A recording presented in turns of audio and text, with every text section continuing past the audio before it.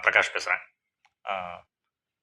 இந்த காலகட்டத்தில், அதாவது மாடர்ன் வேர்ல்டில், நவீன உலகத்தில் ஒரு மனிதன் ஆ, திறமைசாலியாக இல்லைன்னா இந்த உலகத்தால் அவன் ஒதுக்கப்படுவான்.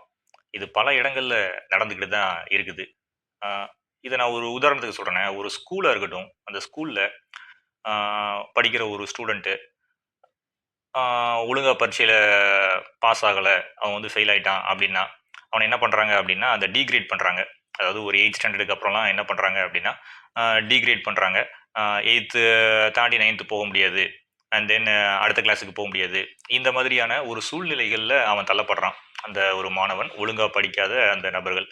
அ இதே மாதிரி அலுவலகத்துக்கு ஒருத்தங்க போறாங்க அப்படின்னா, அங்க திறமைசாலியா அ அந்த ஒரு மனிதன் இல்ல அப்படின்னா, அங்கேயும் அவன் என்ன பண்ணுவான், அவன் அவன் வந்து என்ன நிலைமைக்கு ஆளாவான் அப்படின்னா, அவன ஒதுக்குவாங்க.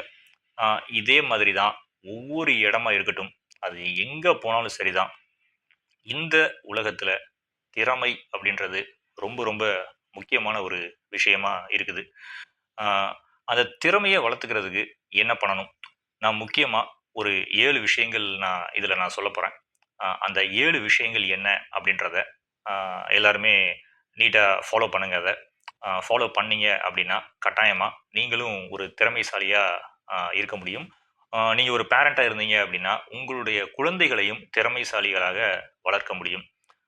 அது என்ன 7 அப்படின்னா, நம்பர் 1 என்ன அப்படின்னா, சுயமா சின்ன வயசுல இருந்தே எல்லாத்தையுமே செய்யறதுக்கு பழக்கணும்.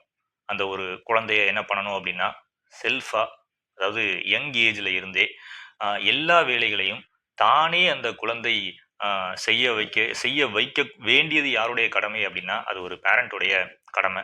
அத விட்டுட்டு அந்த குழந்தைக்கு எல்லா விதமான விஷயங்களையும் ஒரு பேரண்ட்டே செஞ்சு குடுக்குறாங்க அப்படின்னா, அது அந்த குழந்தை எப்பவுமே அந்த ஒரு பேரண்ட்ஸ சார்ந்தே அ வாழ பழகும். அ அது வளர்ந்ததுக்கு அப்புறம் என்ன ஆகும் அப்படின்னா, அதே அ ஒரு விஷயத்த தான் எதிர்பார்க்கும். அதாவது நம்ம பேரண்ட் நமக்கு உதவி செய்யணும், ஹெல்ப் பண்ணணும். அப்படிங்கிற மாரி அது ஒரு சூழ்நிலைக்கு வந்துரும். அ இந்த மாரி இருக்கும்போது, ஒரு காலகட்டத்துக்கு அப்புறம், வயசானதுக்கு அப்புறம், அந்த பிள்ளைங்கலாம் ரொம்ப கஷ்டப்பட ஆரம்பிக்கும்.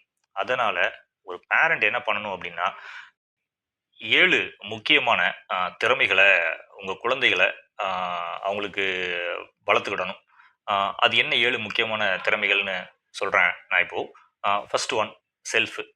சுயமா அந்த குழந்தைகள் தங்களுடைய வேலைகள செஞ்சு பழகணும். அத சின்ன வயசுல இருந்தே பேரண்ட்ஸ் என்ன பண்ணணும் அப்படின்னா, அவங்களுக்கு எல்லா உதவிகளையும் அவங்களுக்கு செஞ்சு குடுக்காம, அவங்கள செல்ஃபா என்ன பண்ண வைக்கணும் அப்படின்னா, அந்த வேலைகள செய்ய வைக்கணும். அது சின்ன வயசுல இருந்தே ஸ்டார்ட் பண்ணிறணும். இது ரொம்ப முக்கியமான விஷயம். செல்ஃபா எல்லாத்தையும் செய்ய வைக்கிறது. 2வது அ என்ன முக்கியமான ஒரு விஷயம் அப்படின்னா, ரைட் டெக்னிக். அதாவது அ எந்த செயல்கள் செய்றதா இருந்தாலும், ஒரு சரியான அ வழிமுறை இருக்குது. ஒரு டெக்னிக் இருக்குது. அந்த டெக்னிக்க நீங்க அ குழந்தைகளுக்கு சின்ன வயசுல இருந்தே சொல்லிக் குடுக்கணும். அது என்ன ஒரு செயலா இருந்தாலும் சரிதான். அது ஒரு பெட்ஷீட்ட மடிச்சு வைக்கிற ஒரு செயலா இருக்கலாம். இல்லாட்டினா ஒரு சைக்கிள் ஓட்டுற செயலா இருக்கலாம். இல்லாட்டினா ஒரு பைக் ஓட்டுற செயலா இருக்கலாம். இல்லன்னா ஒரு கார் ஓட்டுற செயலா இருக்கலாம். இந்த மாதிரி என்ன செயல்களா இருந்தாலும், அது ஒவ்வொன்னுக்கும் என்ன இருக்குது அப்படின்னா, ஒரு டெக்னிக் இருக்குது. ஆ அதுல எது ரைட் டெக்னிக் அப்படிங்கிறத கண்டுபிடிச்சு, அந்த டெக்னிக்க உங்க குழந்தைங்களுக்கு சொல்லிக் குடுக்கணும். இது ரொம்ப இம்பார்ட்டன்ட்டான ஒரு விஷயம். 2வது. 3வது என்ன அப்படின்னா, ஸ்பீடு.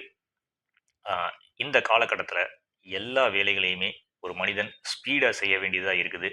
ஆ ரொம்ப ஆ ஒரு ஸ்லோவா, ஒரு ஆம மாதிரியெல்லாம் இந்த காலகட்டத்தில செயல்படவே முடியாது. ஆ ஏன்னா, மனித வாழ்க்கை அப்படின்றது ரொம்ப ஒரு ரேப்பிட் ஸ்பீட்ல நடந்துகிட்டு இருக்கு. வேலைகளும் அப்படிதான் நடக்கு எல்லா இடத்துலயுமே.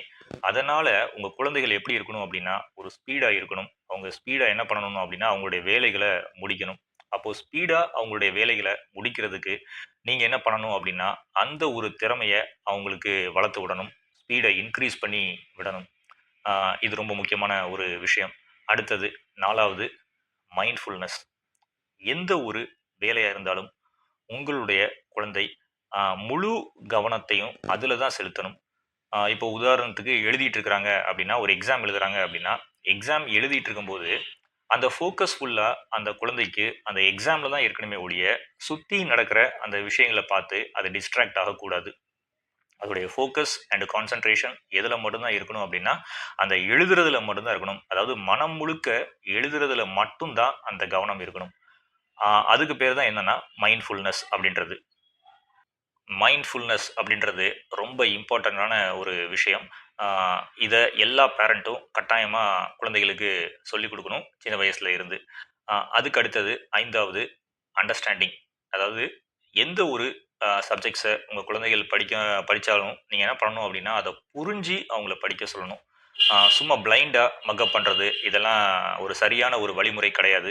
எந்த ஒரு சப்ஜெக்ட்டா இருந்தாலும், என்ன ஒரு டாபிக் அதில படிச்சாலும், அவங்க அத புரிஞ்சு அ படிக்கணும். இதுவும் ரொம்ப முக்கியமான ஒரு விஷயம். அதுக்கு அடுத்தது 6வது மெமரி பவர். உங்க குழந்தைகளுடைய அந்த மெமரி பவர நீங்க சின்ன வயசுல இருந்தே கண்காணிக்கணும். அவங்களுடைய மெமரி பவர இன்கிரீஸ் பண்றதுக்கு ஆ சரியான பயிற்சிகள நீங்க குடுக்கணும். ஆ இதெல்லாம் ரொம்ப ஒரு முக்கியமான விஷயம். உங்க குழந்தை ஆ ஸ்கூல்ல இல்லாட்டினா அதுக்கு அடுத்தது காலேஜ்லலாம் போயிட்டு சக்சஸ்ஃபுல்லா வரணும் அப்டின்னா, இதெல்லாம் நீங்க சின்ன வயசுல இருந்தே பண்ண வேண்டிய விஷயங்கள். அதுக்கு அடுத்தது 7வது ரைட்டிங் ஸ்கில். ஆ ஒரு குழந்தை ஆ ஒரு ஸ்கூலிங் லெவல் அதாவது எல்கேஜி, யுகேஜி போகும்போதே என்ன பண்ணணும் அப்டின்னா, அந்த ரைட்டிங் ஸ்கில்ல இம்ப்ரூவ் பண்ண ஆரம்பிக்கணும். இதுலயும் பேரண்ட்ஸ் ரொம்ப ஃபோக்கஸ் பண்ணணும். அப்போ இந்த 7 விஷயங்களும் ரொம்ப ரொம்ப முக்கியமானது. ஆ இது இருந்தா மட்டும் தான் உங்க குழந்தை ஒரு திறமையான ஒரு குழந்தையாக வளரும். இந்த உலகத்துல திறமை இல்லாதவங்கள ஒதுக்கக்கூடிய ஒரு காலகட்டமா இது மாறிட்டு, ஆ திறமை இல்லாதவர்கள் ஆ அவ்வளவு ஈஸியா எங்கேயுமே சர்வைவ் பண்ண முடியாது. சர்வைவல் ஆஃப் த ஃபிட்டஸ்ட் அப்படிம்பாங்க. அப்போ உங்க குழந்தைகளும் எப்படி இருக்கணும் அப்படின்னா, ஃபிட்டா இருக்கணும். ஃபிட்டா இருக்கணும் அப்படின்னா, ஆ அதுக்கான திறமைகள சின்ன வயசுல இருந்தே பேரண்ட்ஸ் ஆன நீங்க உங்க குழந்தைகளுக்கு அத சொல்லி தரணும். நான் சொன்ன இந்த 7 விஷயங்களையும் உங்க குழந்தைகளுக்கு சின்ன வயசுல இருந்தே நீங்க ட்ரெய்னிங் குடுத்து வாங்க. பிராக்டிஸ் பண்ணுங்க. Practice makes a man perfect அப்படிம்பாங்க. அப்போ அ உங்க குழந்தைகளும் எப்படி வளரும் அப்படின்னா, ஒரு திறமையான ஒரு குழந்தையா வரும்.